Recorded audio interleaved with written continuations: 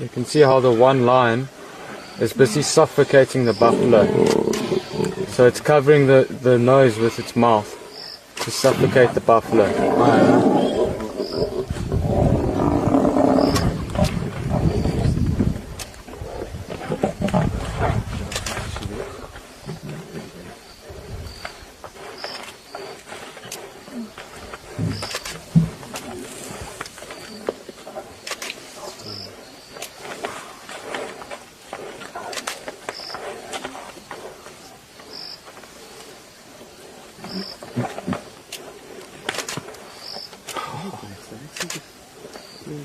Ja.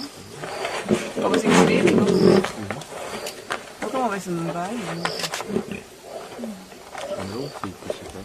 Ja, ja, logisch.